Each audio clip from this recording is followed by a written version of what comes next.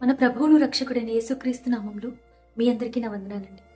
లూకాసు వార్త 5వ అధ్యాయం మొదటి 11 వచనాల్ని మీరు చదివినట్లయితే అక్కడ ఈ విధంగా రాయబడి ఉంది. గెన్నేసరెతు అనే ఒక సరస్సు తీరాన 2 దోణులు నిలిచి ఉండడం మనం చూస్తున్నాం. అయితే యేసుక్రీస్తు ప్రభువు వారు అక్కడికి వచ్చినప్పుడు ఆ 2 దోణుల్లో సిమోన్ పేతురు గారిదైన ఒక దోణి మీదకి ఎక్కి, ఇదిగో కొంచెం లోపలికి త్రోయి అని అడిగారు. పేతురు కొంచెం లోపలికి తోసిన తర్వాత ఆ దోణిలో కూర్చొని దేవుడు అక్కడ చేరిన జన సమూహానికి పరలోక రాజ్యం గురించి బోధించడం మనం చూస్తూ ఉన్నాం. బోధ అనేది జరిగిన తరువాత దేవుడు పేతురుతో చెప్తున్న మాట, లోతునకు నడిపించు, లోతునకు నడిపించు. ఎందుకు?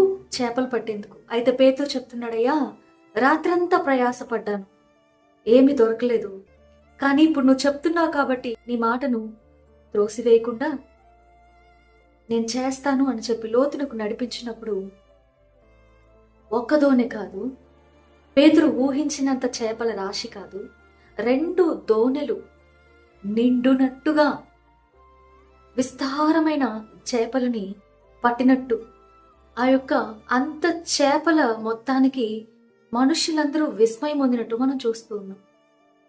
వెనువెంటనే పేతురు గారు చేస్తున్నారు, తను పాపాత్ముడిని గ్రహించి మోకరించి చెప్తూ ఉన్నాడయ్యా, నేను పాపాత్ముడిని. అప్పుడు దేవుడు చెప్తున్న మాట, నేను మనుష్యులను పట్టు జాలరిగా చేసి ఉన్నాను. తనకున్న సమస్తాన్ని విడిచిపెట్టి పేతురు, జబదేయి కుమారులైన యాకోబు, యోహాను వీరందరూ దేవుని వెంబడించడం మనం చూస్తూ ఉన్నామండి. దోణె అనేది నీటిలో ఉండేందుకు మనిషి ఏర్పరచుకున్న ఒక సాధనం, అదొక మీడియం ఆఫ్ ట్రాన్స్పోర్ట్. చాలా మంది జీవనాధారాలకి ఇప్పటి కాలంలో కూడా ఉపయోగపడుతూ ఉన్నాయి. ఒక ప్రాంతం నుంచి ఇంకొక ప్రాంతానికి వెళ్లేందుకు కూడా ప్రయాణ సాధనాలుగా కూడా వీటిని ఉపయోగిస్తూ. అయితే మీరు చూసినట్లయితే ఆ 2 దోణులు తీరాన నిలబడి ఉన్నాయి. అటు నీటిలోనూ లేవు, ఇటు భూమి మీద లేవు, మధ్యన సరిహద్దులో ఉన్నాయండి. సమూయేలు గ్రంథము మొదటి గ్రంథంలో మీరు చూసినట్లయితే 2వ అధ్యాయము 10వ వచనంలో ఒక మాట ఉంటుంది, లోకపు సరిహద్దులో ఉండువానికి ఆయన తీర్పు తీర్చును అని. ఈ కాలంలో కూడా ఎంతో మంది క్రైస్తవులమైన మనము తీరంలో ఉండేందుకు ఇష్టపడుతూ ఉన్నాం. నీటిలో ఉండేందుకు దేవుడు మనల్ని ఎన్నుకొని ఉన్నాడు. అయితే మనం తీరాన నిలిచి ఉన్నాం. ఒక అడుగు అటువైపు, ఒక అడుగు ఇటువైపు వేసి ఉన్నాం. అటు పూర్తిగా లోకంలోనూ లేము, అటు పూర్తిగా దేవునిలోనూ లేము. వాక్యాన్ని పరిపూర్ణంగా తెలిసిన వారంగా మనం ఉండడం లేదు, వాక్యాన్ని అనుసరించే వ్యక్తులుగా మనం ఉండడం లేదు, అదే రీతిగా లోకాన్ని విడిచిపెట్టే వారంగా కూడా మనము ఉండడం లేదు. 2 వైపులా ఒక అడుగు మనము వేసి ఉన్నామండి. తీరాన ఉన్న ఆ దోణిల్లో ఒక దోణిని దేవుడు కోరుకున్నాడు. ఈ దినాన సరిహద్దులో జీవిస్తున్న నిన్ను దేవుడు కోరుకుంటున్నాడు. ఎందుకో తెలుసా? దోణె అనే నీ జీవితమును బట్టి ఆయన యొక్క బోధ అనేది మనుష్యులకు చేరాల్సి ఉన్నదండి. నమ్ముతారా? మీ యొక్క జీవితము ఇతరులని యేసు వైపుకి, పరలోక రాజ్యము వైపుకు తిప్పేందుకు దేవుడు వాడుకోవాలని ఆశపడుతూ ఉన్నాడు. అందుకని దేవుడు చెప్తూ ఉన్నాడు, కొంచెం లోపలికి, నీ జీవితాన్ని కొంచెం లోపలికి నడిపించు. ఇదిగో కాస్త నువ్వు దేవునితో సహవాసానికి రా, నేను జీవితంలో గొప్ప కార్యాలు చేస్తూ ఉన్నాను. ఎన్ని రోజులు సరిహద్దులో ఉండిపోతావు, ఎన్ని రోజులు తీరంలో ఉండిపోతావు, కొంచెము లోపలికి రా, నాతో సహవాసం చేయి. నీ జీవితం ద్వారా ఇతరులకి నేను రక్షణ కార్యాన్ని చూపించబోతాను.